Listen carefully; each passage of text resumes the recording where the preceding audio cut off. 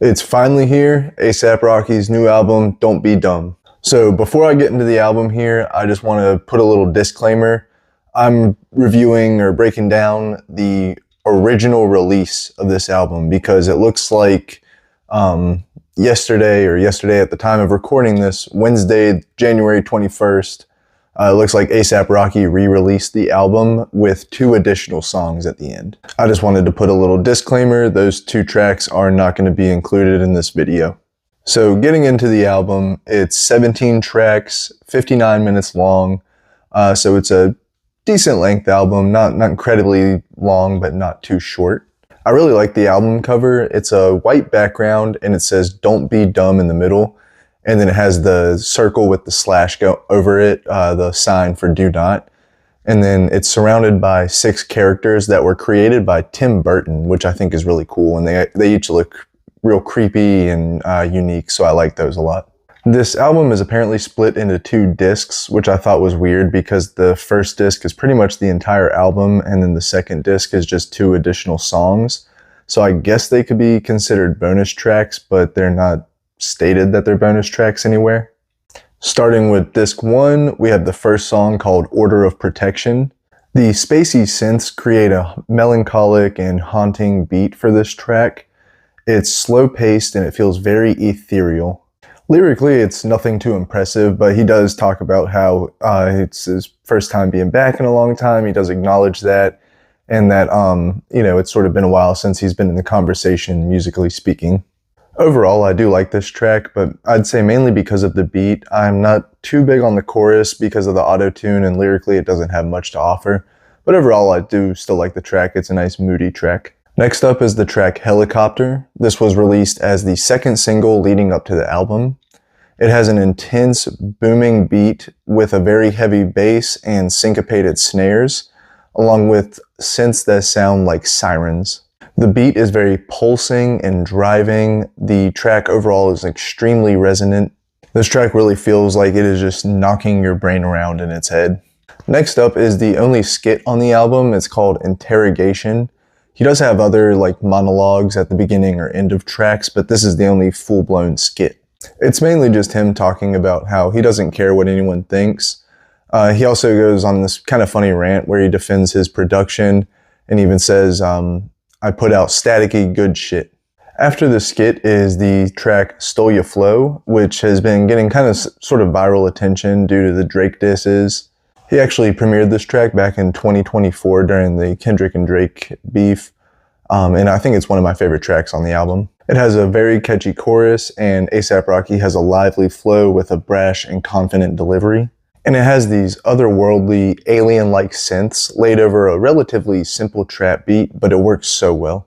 Next up is the track Stay Here for Life, and this has the first feature on the album with Brent Faiyaz. This is a euphoric love song with a smooth trap beat.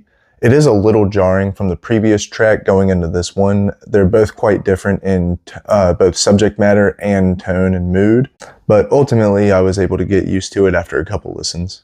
This track has a head in the clouds feel to it due to the muffled piano loop that plays throughout. And the track ends with a monologue about how he's not a player, but I can't help laugh at the line where the way he delivers it when he says, I am not a player. It reminds me of when Bill Clinton looked at the camera and said, I did not have sexual relations with that woman.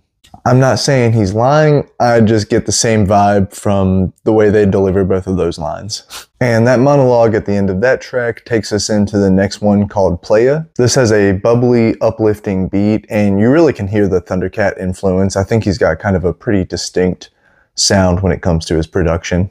This track was a little repetitive, and I think it has the least to offer overall in terms of its lyrical content. Ultimately, I think it's made pretty redundant by the fact that Stay Here for Life is a far superior love song, and it comes right before this track.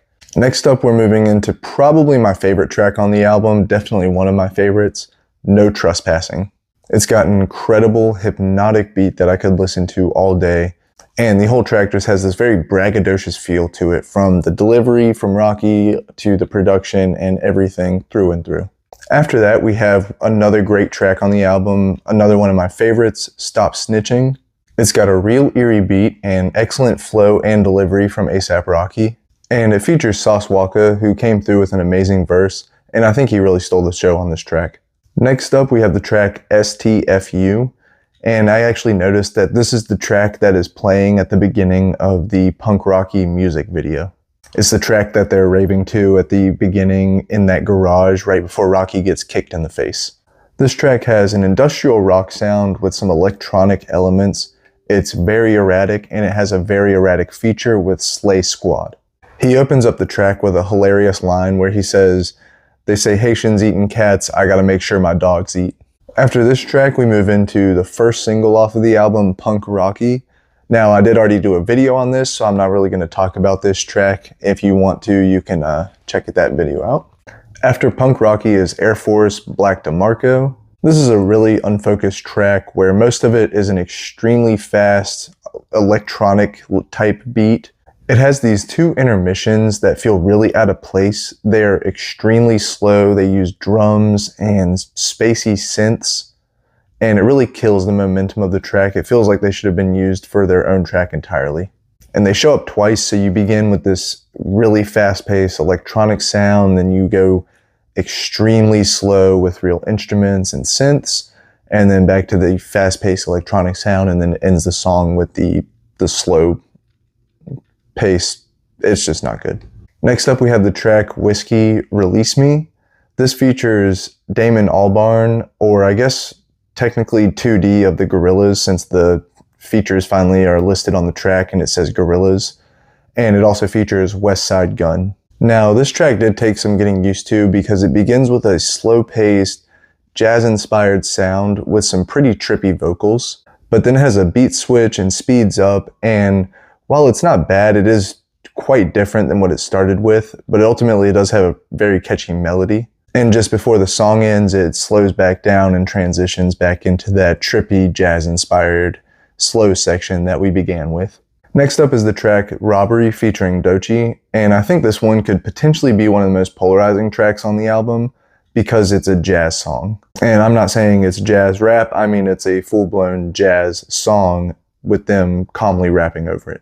I really enjoy it. They're rapping over this upbeat sort of bebop jazz tune. Their verses are really calm and quiet, which I think works well because then at the end it's revealed that they're actually staging a robbery and they have everyone get down and start taking things off and things like that.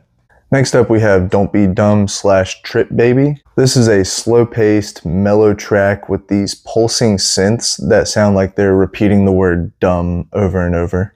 The track is very layered and it sounds pretty angelic, and then it ends with this text-to-voice speech giving the definition for the word dumb before it transitions into the Trip Baby part of the song. Trip Baby has a very eccentric beat, but I think it's also, like the Don't Be Dumb part, I think it's just overproduced, and they both use a lot of auto-tune that I'm just really not big on. And then we have the final track on disc 1, which is called The End. It begins with a child singing "This is the way the world ends" in a very haunting tune. And then will.i.am from the Black Eyed Peas actually kicks off the track, and he has a pretty good verse. It's short, but he says a lot, with some of my favorite lines from him being, "I saw the Bible upside down today, the only King James they know is 2K. A$AP Rocky then goes into a whole bunch of issues that are facing our country and the world over a melancholic and somber beat. After A$AP Rocky's verse, there's a pause, then a mellow guitar tune begins with gloomy and psychedelic vocals from Jessica Pratt.